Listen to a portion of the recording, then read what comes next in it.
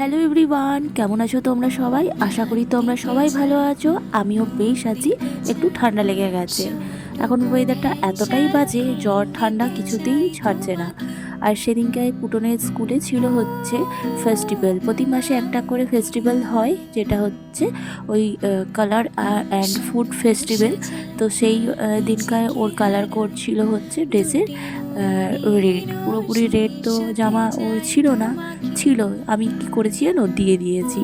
তো যাই হোক, ওকে স্কুলে পাঠিয়ে বাড়িতে এসেছি। তো প্রতিদিন তো আমরা ভাতই খাই, তো সেদিনকায় না নিরামিষ ছিল, পূর্ণিমা ছিল, প্লাস তোমার পঞ্চমী ছিল। আর পঞ্চমীর দিন না আমাদের বাড়িতে আমিষ প্লাস লালাযুক্ত কোনো খাবারই না খাওয়া হয় না।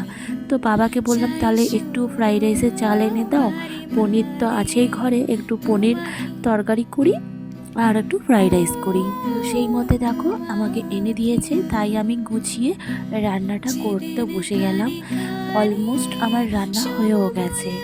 তো দেখতেই পাচ্ছ, ঝরঝরে একদম ফ্রাইড রাইস সাথে পনিরের তরকারি। তোমাদের কাদের ভালো লাগে অবশ্যই কিন্তু কমেন্ট করে জানিও। আর তারপরে তো ওকে নিতে যাওয়ার টাইম হয়ে গিয়েছিল, তো এখন নিতে এসেছি। আর চারিদিকে সবাই রেড রেড জামা পরে ঘুরে বেড়াচ্ছে, দেখতে কি ভালো লাগছে, তাই না? হ্যাঁ,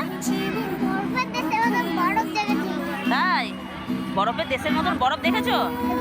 ঠান্ডা ছিল, ঠান্ডা ঠান্ডা ঠান্ডা। হ্যাঁ, হাত দাওনি তো? স্কুল থেকে বেরিয়েই তো বলতে শুরু করেছে যে ক্লাসে আজকে কি কি করানো হয়েছে। যেহেতু কিছু না কিছু অ্যাক্টিভিটি ওদেরকে করায়, তো তারপরে ওকে বাড়িতে নিয়ে এসে স্নান করিয়ে এখন ওকে খাওয়াতে বসেছি। ওকে খাইয়ে তারপরে আমি খাবো। তো আজকের ভিডিওটা কেমন লাগলো অবশ্যই কমেন্ট করে জানিও। তো চলো, পরের ভিডিওতে আবার দেখা হবে। ততক্ষণের জন্য টাটা, সবাই ভালো থেকো।